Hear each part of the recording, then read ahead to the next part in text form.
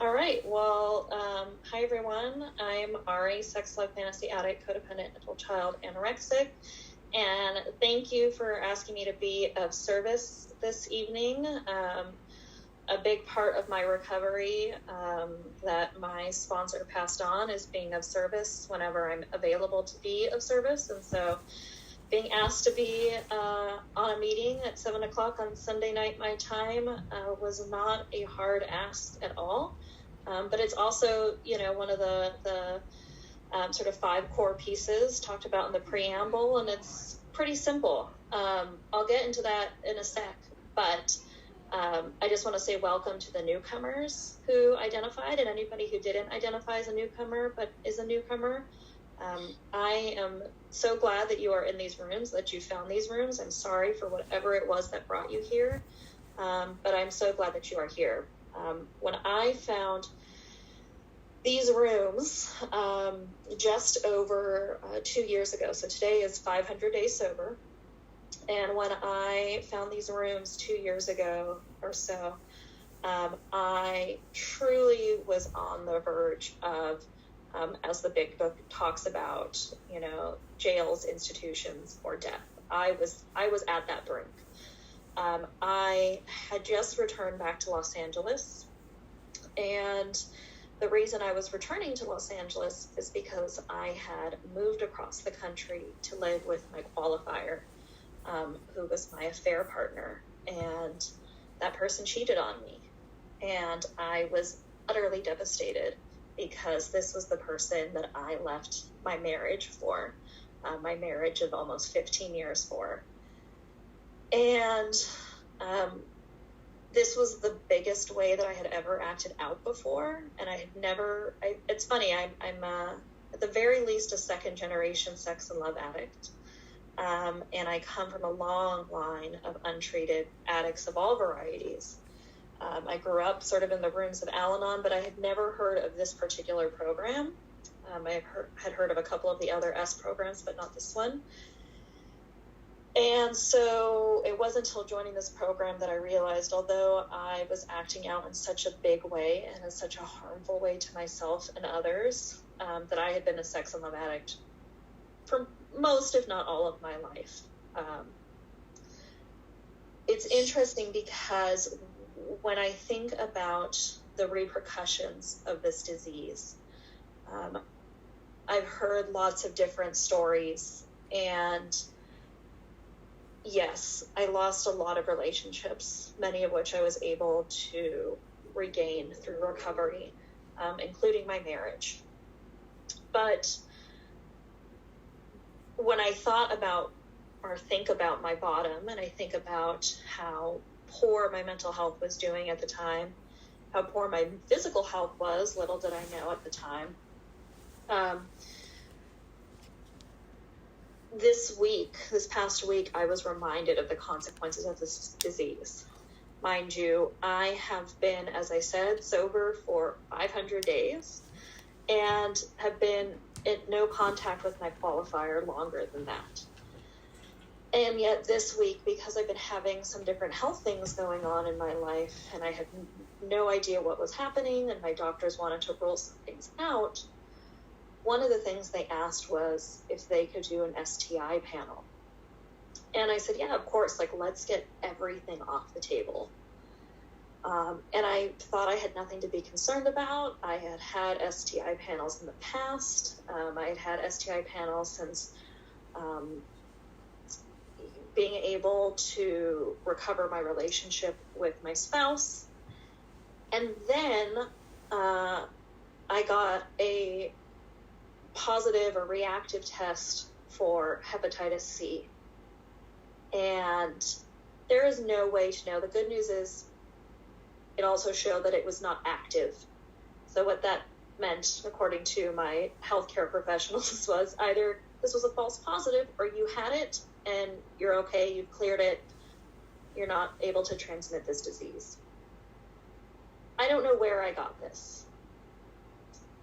But by process of elimination, there is a strong possibility that I contracted this disease from my qualifier, because this was the only other person that I had been sexually active with. And to have that information about my health and my body, thank you, was such a gut punch, because I'm sitting here thinking, I'm working my program, sponsoring people, I'm doing service, I'm doing the readings, I'm going to the meetings, I'm doing all the things I'm supposed to be doing. But the consequences of my disease, even though I'm not actively acting out, are still coming up for me this far out. And although, again, I am okay and I'm otherwise seemingly healthy at this point, it wasn't even so much that I had done this thing, I had put myself at risk. There were so many dangerous levels to this relationship. But it was the fact that now that I have reconciled with my spouse, there's this possibility that I put my spouse's health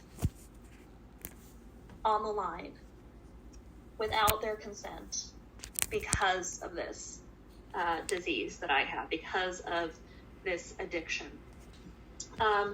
And so that was just a very interesting thing to just sort of reconcile with. When I came to these rooms at the suggestion of my therapist, as the good sort of perfectionist I am, I immediately read all the 4 free documents I could find online, found a meeting, created a schedule for the next week between that session and my next session, and also realized, oh, I relate to these people. I relate to these characteristics. I relate to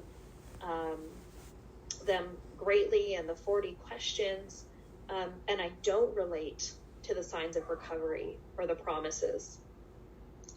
And for a couple more months, I kind of stayed back in these rooms because I ended up going back to my qualifier, and things just got worse and worse. And I truly don't know how things would have panned out, but I know that it would not have been good. So at some point I got to that point with my qualifier where I was able not only to ask this person if they had the capacity to be in a relationship with me, but also was able and willing to hear the answer. And also was able and willing to consider a possibility where I was no longer with this person and my marriage may not be salvageable, and I might be alone for the first time in my adult life. I might be single and alone and have to figure that out.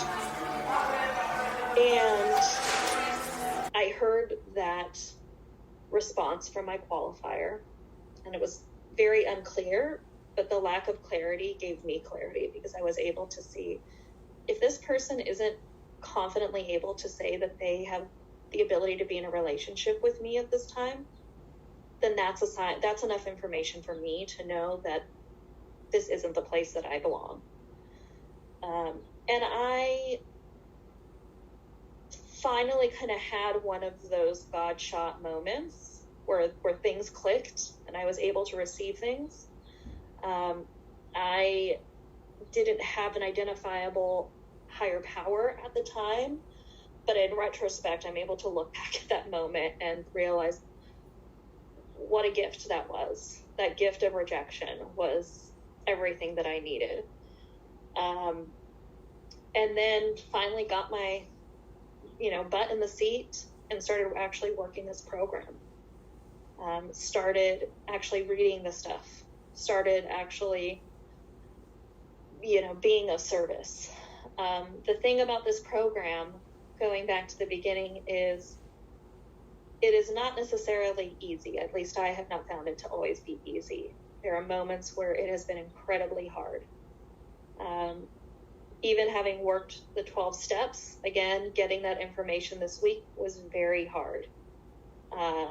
And it definitely triggered some of my character defects. And it definitely triggered some resentments And it got me thinking about the consequences that I've experienced of this addiction and the consequences or lack thereof that I assume my qualifier didn't have.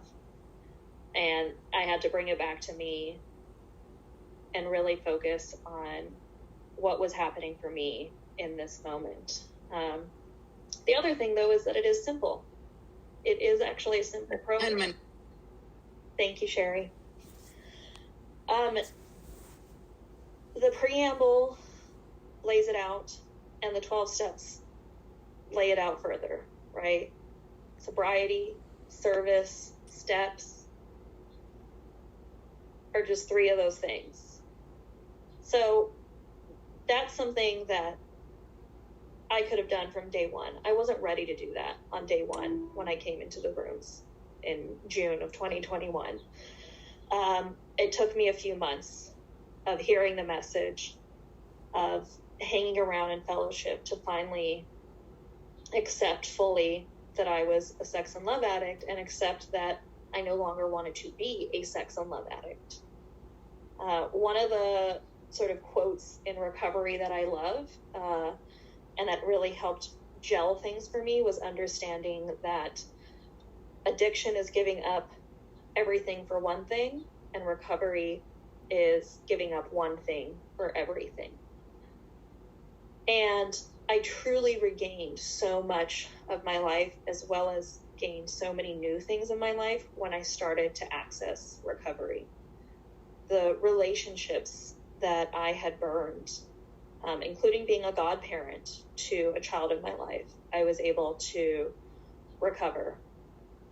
I was able to deepen relationships and really start to address all the things that led to me trying to find a really impulsive and harmful way to leave my marriage, and instead address those things. And also in that process, accept that my spouse and I may try to reconcile, and that may also not work out. And that was a possibility. I mean, it's still a possibility. Who knows, right? But that's something that I am able to be in acceptance of today. I talked about my mental health, obviously, but my physical health as well. I remember one day being in the car, and my smartwatch gave me an indicator that my heart rate was low. And I was thinking, that's odd. I've never gotten that before. I wonder why it's telling me that my heart rate is low. And then it occurred to me that my heart rate, it wasn't so much that it was low, it was that it was at a much calmer pace or rate than it had been for so long. That I was sleeping well, that I was meditating, that I was listening to my higher power, that I was just in a much more serene place. And that was another one of those aha moments of, wow, what a gift recovery can bring to me. The serenity, the calm, the quietness, the space, and all those pauses in between things. The little moments every single day where I make decisions or I turn my will over to my higher power to be somewhere on that spectrum that is closer to the recovery and sobriety side of things and further away from the addiction side of things. And again, that's not always easy. I am not some perfect Zen being by any means. I have my moments. And I also have the gift of accessing meetings, of accessing fellows. 2 of the people I sponsor, one is local and one I work with virtually. Getting to get together with these 2 fellows multiple times a week and work the steps is such a gift that these 2 people trust me to join them along their recovery journey in the way that I trusted my sponsor, somebody who I've never met in person, who lives in a different country, but who was giving me the gift of their time and their experience, strength, and hope. And so to be able to rework the steps through sponsorship has given me a whole new perspective to this program, to recovery, and to all the things that I can be doing. Top lines are a really big piece of my recovery. So ensuring that I am filling that void that created a norm of chaos, dysfunction, that thrived on urgency, fake urgency, but urgency nonetheless, and drama, and all the things that I grew up with and normalized for myself, and instead filling that with other things, filling that with, doing some coloring when I'm having a tough day. I got this little $1 pack of little square things that you etch in, and it gives you different colors when you do that at Target the other day. And I love it. My inner child is very happy etching out unicorns on this colorful piece of paper. Engaging in authentic conversations with folks, not being stuck in trying to be predictive about how they're going to react or what they're going to say, or all those things that stop me from being an active listener and an active participant in my own life and in other people's lives. And just trusting that things will work out, engaging in or creating new boundaries. Boundaries have always been scary for me because I'm so conflict averse oftentimes, and I'm such a good people pleaser, and I'm such a good codependent. And so the idea of having to clash with anyone in any way has always been a terrifying thing. So you have 3 minutes left. Thank you. To set those boundaries and to reinforce those boundaries has been a really important part of my recovery.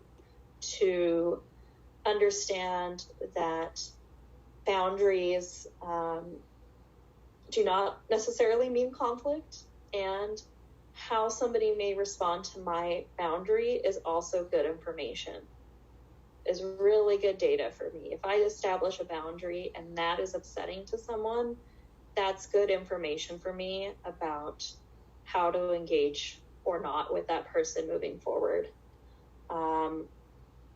And the helpful thing too is understanding that boundaries are about how I'm going to show up, not how you or someone else is going to show up. So not telling somebody, don't do this thing or that thing, but instead really being clear, if you do this thing, this is how I will be responding. This is how my time with you will change, because I don't have control over that. I don't have control over a lot of things, and that is hard to still admit, to say that I don't have control over a lot of things, because I want to be able to control things. I wanted to be able to control my marriage. I wanted to be able to control this relationship with my qualifier. I wanted to be able to control all the little things that happened at any given point in my day. And really just allowing that space, like I said, really allowing for what's going to happen. And sometimes things work out, sometimes things don't work out. And I have these rooms to come back to on both of those days, in both of those moments. I have plenty of people available that I can outreach to at any given moment. So a toolkit, really having a toolkit at my disposal, so that in moments where acting out or acting in are tempting, I can instead engage in some type of counteraction. I can, put the pen down, pick up the feather, right? I can walk away from situations. I can take care of my inner child. I can find a way to commune with my higher power through meditation, which is something that I really, really enjoy and value. I was never a meditation person. And now I typically do a nightly meditation, and that thing puts me to sleep. It calms me so quickly. And that's a good thing for me. I'm so much more conscious of the way that I live my life. I'm so much more conscious of the way that I move around the world and around other people. And I'll wrap up.